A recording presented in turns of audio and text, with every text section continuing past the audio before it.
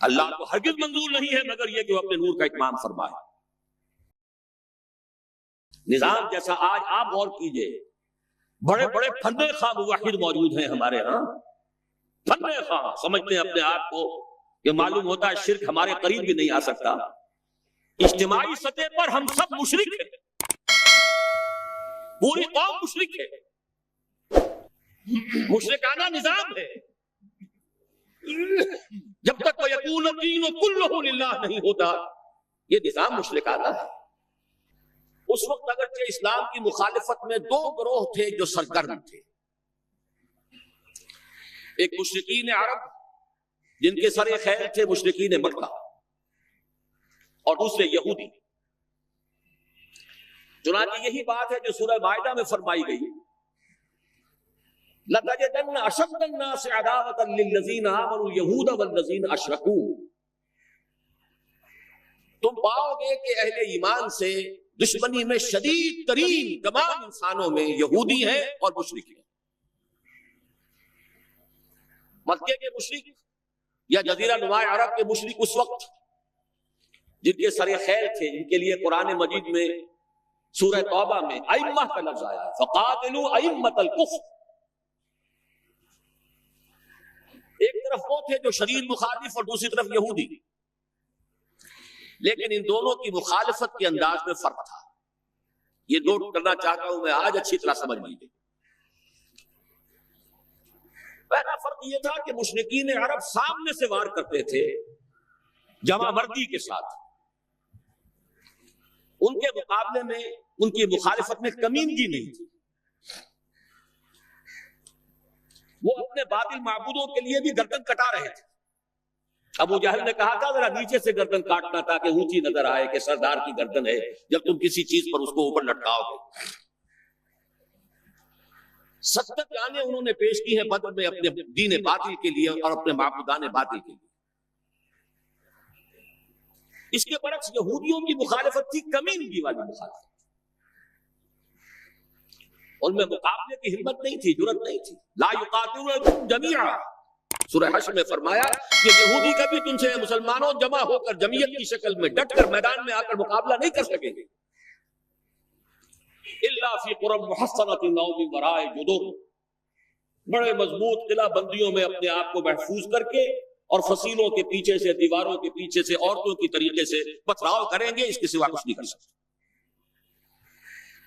تو پہلا فرق یہ تھا کہ مشرکین مکہ اور مشرکین عرب بالعموم مخالفت کر رہے تھے، لیکن ان کی مخالفت جمع مردوں والی مخالفت تھی، سامنے کے دشمن کی حیثیت سے کھلم کھلا علی الاعلان، جبکہ یہودیوں کی مخالفت میں کمینگی تھی، سازشی انداز تھا، خود لڑنے کی بجائے دوسروں کو ابھار کر لاتے تھے۔ اور دوسرا بڑا فرق کیا تھا؟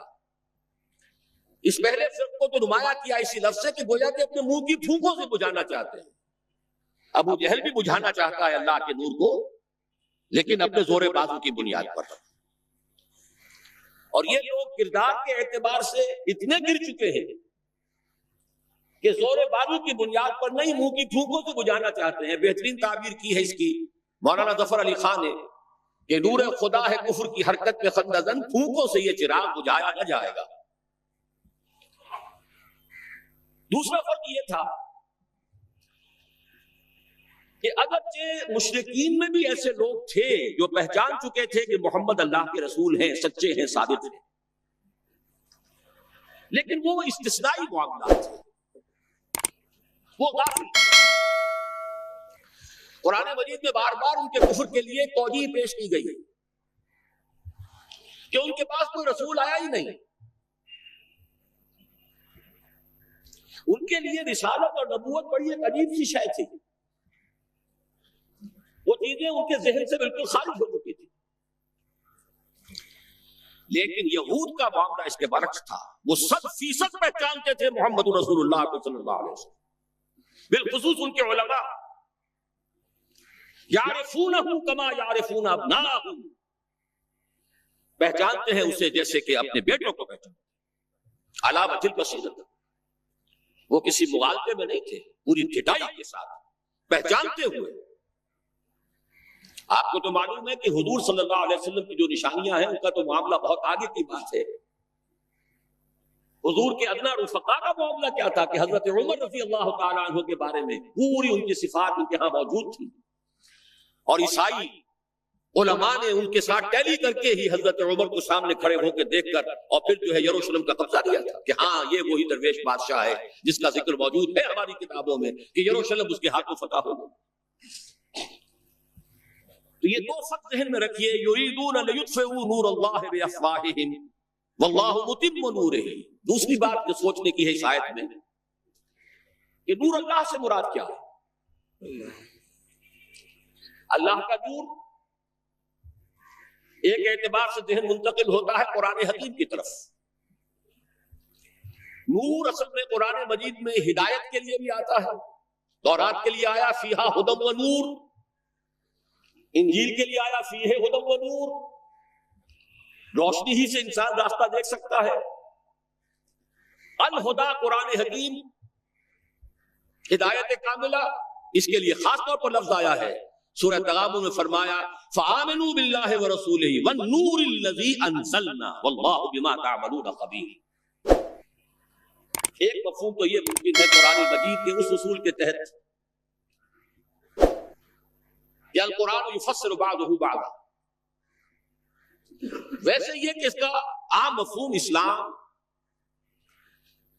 ہدایت، جس معنی میں چاہے لے لے، لیکن میرا ذہن زیادہ اس چیز کو قبول کر رہا ہے وہ ایک ایسے شخص کی تعبیر ہے جو اگرچہ کوئی معروف عالم دین نہیں تھا.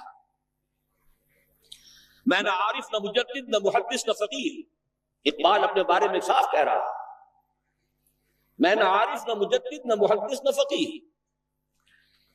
لیکن واقعہ یہ ہے اور آپ کے علم میں ہوگا، میرا موقف یہ ہے اس دور میں قرآن مجید کا نور بصیرت اللہ تعالیٰ نے بڑے وافر پیمانے پر انہیں عطا کیا تھا.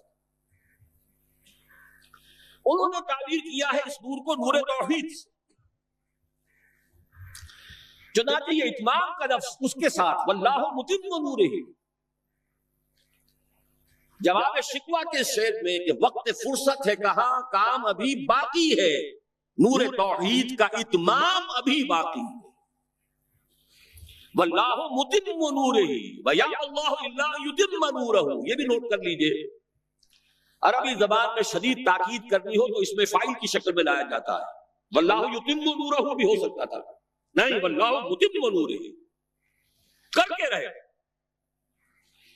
اور پھر اس کو منفی اسلوب میں بھی بیان کر دیا تاکہ کوئی شک و شبہ نہ رہے. مثبت بھی آ گیا واللہ متم نورہ، اور منفی ویا اللہ الا یتم نورہ، اللہ کو ہرگز منظور نہیں ہے مگر یہ کہ وہ اپنے نور کا اتمام فرمائے. وقت فرصت ہے کہاں، کام ابھی باقی ہے، نور توحید کا اتمام ابھی باقی ہے. میں چونکہ یہاں اسی تعبیر کو اختیار کر رہا ہوں، اس کے اعتبار سے ایک سوال پیدا ہوتا ہے، کیا نور توحید کسی بھی اعتبار سے نامکمل تھا، ناقص تھا، جس کے اتمام اور تکمیل کی ضرورت تھی؟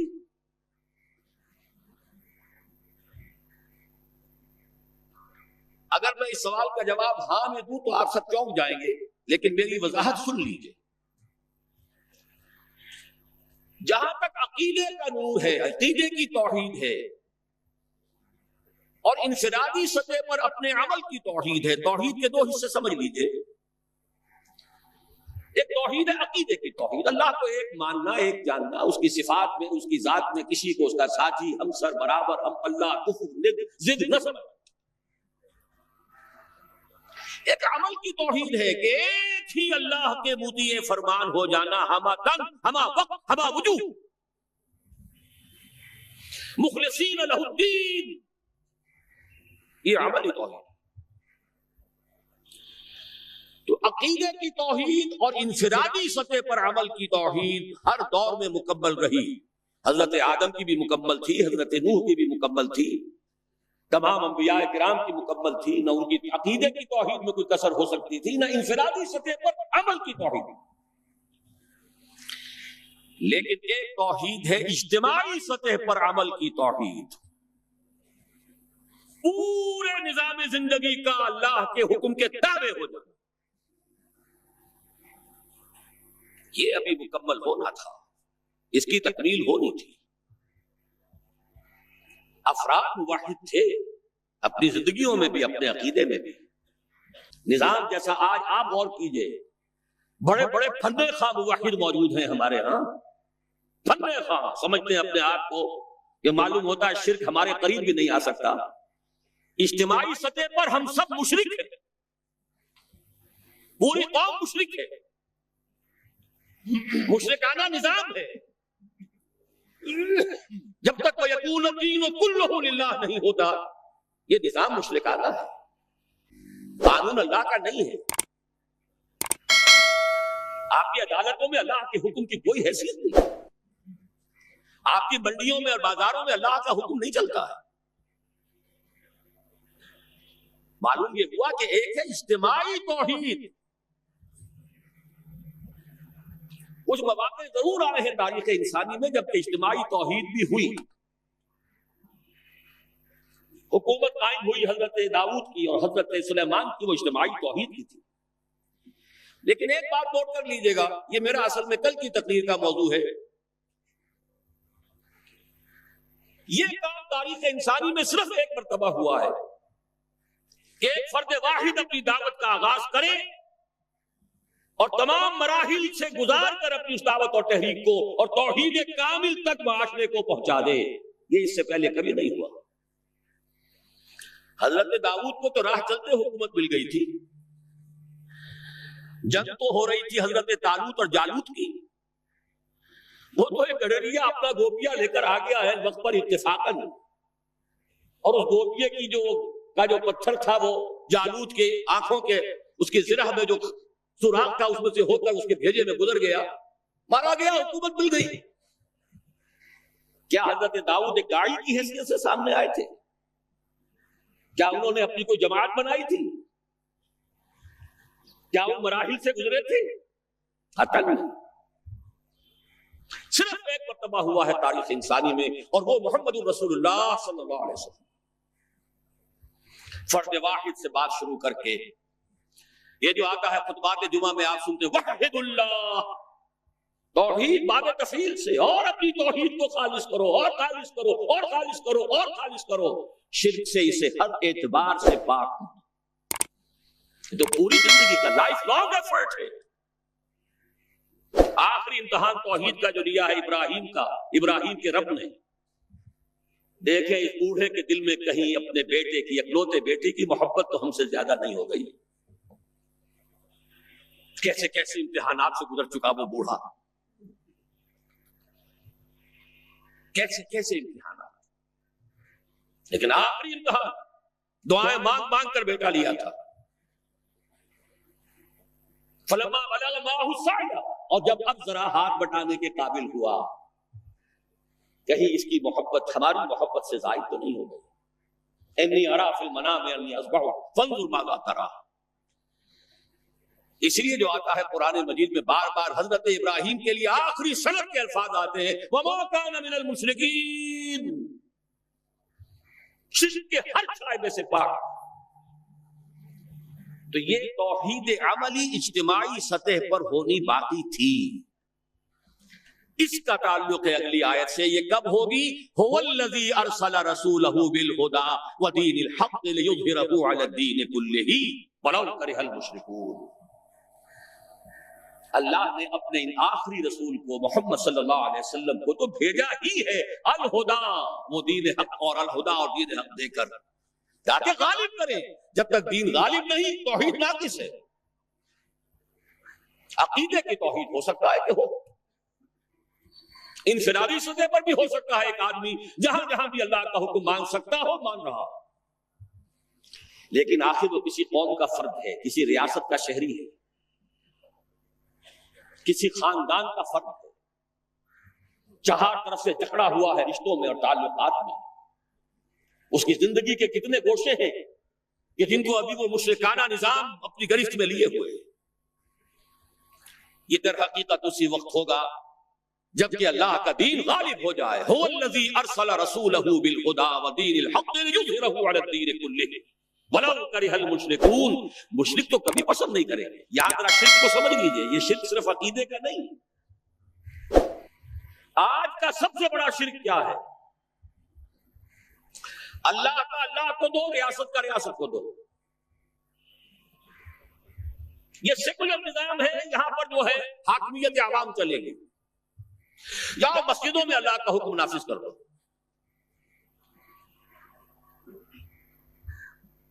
ये सबसे बड़ा शिर्क। कभी गवारा नहीं करेंगे। वो तौहीद हो जाए, अल्लाह ही का हुक्म चले, सब पर यकसा जारी हो जाए, सब यकसा अल्लाह के हुक्म के ताबे हो जाए।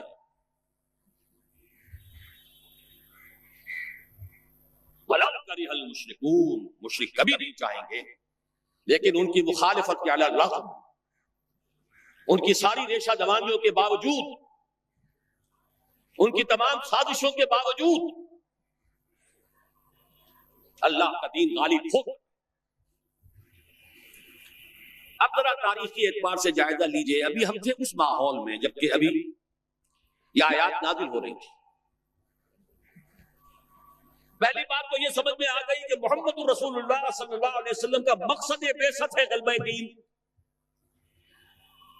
ये नोट करने की बात है, किसी और रसूल के लिए अल्लाह ने कुरान मजीद में ये अल्फाज इस्तेमाल नहीं किए। शाहिद सब थे, मुबश्शिर सब थे, नजीर सब थे, दाई सब थे, मुबल्लिग सब थे, मुअल्लिम सब थे, मुरब्बी सब थे, मुज़क्की सब थे। लेकिन ये कि हुवल्लज़ी अरसला रसूलहू बिल हुदा व दीनिल हक़्क़ लियुज़हिरहू अला दीन कुल्लिही, सिर्फ मोहम्मद के लिए आए अल्फाज सल्लल्लाहु अलैहि वसल्लम और 3 मरतबा है। अब इसके साथ इसको सुगरा कुबरा कहते हैं, लॉजिक में प्रेमिसिस। इसके साथ जोड़िए दूसरी बात जो कुरान में 5 मरतबा आई, अगरचे वो आई है जरा मुख्तलिफ अल्फाज में। कहीं फरमाया वमा अरसलनाका इल्ला रहमतल लिल आलमीन, हमने नहीं भेजा है मोहम्मद सल्लल्लाहु अलैहि वसल्लम आपको मगर तमाम जहान वालों के लिए रहमत बनाकर। आपकी बेसत जोग्राफियाई, नस्ली, कौमी, इलाकाई हुदूद से मावरा आलातर। कुरान में बकिया सारे रसूलों की बात आती है तो कहते हैं या कौमे, या कौमे, या कौमे। नूह ने कहा या कौम इब्दुल्लाह, हूद ने कहा या कौम इब्दुल्लाह, सालेह ने कहा या कौम इब्दुल्लाह मा लकुम मिन इलाहिन गैरुह। और कुरान कहता है या अय्युहन्नास, या अय्युहन्नास उबुदू रब्बकुमुल्लज़ी खलक़कुम वल्लज़ीना मिन क़ब्लिकुम लअल्लकुम तत्तक़ून। लेकिन सही तरीन जो लफ्ज आया है वमा अरसलनाका इल्ला काफ़्फ़तल लिन्नास बशीरन व नज़ीरा, हमने नहीं भेजा है मोहम्मद सल्लल्लाहु अलैहि वसल्लम आपको मगर पूरी नौ इंसानी के लिए बशीर और नज़ीर बनाकर। अब जरा इसको जोड़िए, मोहम्मद को भेजा काहे के लिए? ग़लबे दीन के लिए सल्लल्लाहु अलैहि वसल्लम। और भेजा किन के लिए? तमाम इंसानों के लिए। क्या नतीजा निकलता है मुल्क से?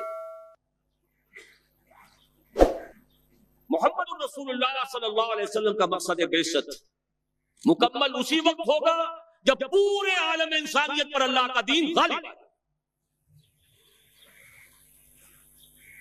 वरना बात वही है जो इक़बाल का शेर सुना चुका हूं, वक्त फुर्सत है कहां काम अभी बाकी है, नूर तौहीद का इत्माम अभी बाकी है। लेकिन ये कि अगर अल्लाह ने वाकई भेजा मोहम्मद को दीन के गलबे के लिए सल्लल्लाहु अलैहि वसल्लम, और अगर भेजा है पूरी नौ इंसानी के लिए, तो नामुमकिन है कि ये दुनिया खत्म हो जाए इससे पहले कि मोहम्मद रसूलुल्लाह का मकसद बेशक मुकम्मल।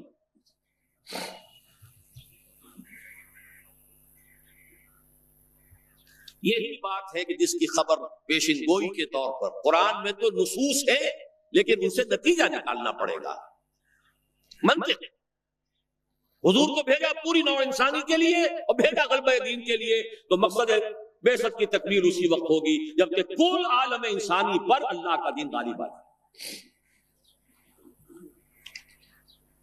इसी के साथ अब जरा याद कीजिए سورہ نور کی آیت جس کو اللہ کے فضل و کرم سے ہم نے کافی عام کیا ہے. ایک ہی بات ہے لیکن ذرا مختلف اسلوب میں آ رہی ہے. وعد اللہ الذین آمنوا منکم وعملوا الصالحات لیستخلفنہم فی الارض. وعد اللہ الذین آمنوا منکم، یہاں منکم پر ذرا غور دیجئے، کن سے خطاب ہو رہا ہے؟ مسلمانوں سے. لیکن ان مسلمانوں کے لیے دو کوالیفیکیشنز، دو پری کنڈیشنز. اے مسلمانوں، اللہ کا وعدہ ہے تم میں سے ان سے جو ایمان اور عمل صالح کا حق ادا کر دیں، انکنڈیشنل نہیں. وعد اللہ الذین آمنوا منکم وعملوا الصالحات، ایمان اور عمل صالح کا حق ادا کر دو تو اللہ کا وعدہ ہے. اور وعدہ کتنا مؤکد ہے، نون مشدد کے ساتھ تینوں دفعہ، اور ایک ہی بات کو تین اسلوبوں میں. لَيَسْتَخْلِفَنَّهُمْ فِي الْأَرْضِ، لامن خلافت عطا فرمائے گا انہیں زمین میں. كَمَا اسْتَخْلَفَ الَّذِينَ مِن قَبْلِهِمْ، جیسے کہ خلافت عطا کی تھی ان کو جو ان سے پہلے تھے. جب مسلمانوں کو خلافت اور حکومت عطا ہو جائے گی تو اس کا منطقی نتیجہ ہوگا کہ دین غالب ہو جائے گا. لیکن اس کو بھی کھول کر بیان کر دیا، وَلَا يُمَكِّنَنَّ لَهُمْ دِينَهُمُ الَّذِي ارْتَضَىٰ لَهُمْ، اور لازماً متمکن کر دے گا، غالب کر دے گا ان کے اس دین کو جو اللہ نے ان کے لیے پسند فرما لیا ہے. الْيَوْمَ أَكْمَلْتُ لَكُمْ دِينَكُمْ وَأَتْمَمْتُ عَلَيْكُمْ نِعْمَتِي وَرَضِيتُ لَكُمُ الْإِسْلَامَ دِينًا. اچھا، جب مسلمانوں ہی کی حکومت ہو جائے گی، دین کا غلبہ ہو جائے گا، تو ظاہر بات ہے مسلمانوں کے لیے بندشیں اور خوف تو ختم ہو گئے. اس کو بھی واضح الفاظ میں وَلَا يُبَدِّلَنَّهُم مِّن بَعْدِ خَوْفِهِمْ أَمْنًا، ان کی خوف کی حالت کو امن اور سکون سے بدل دے گا، کوئی خوف نہیں ہوگا.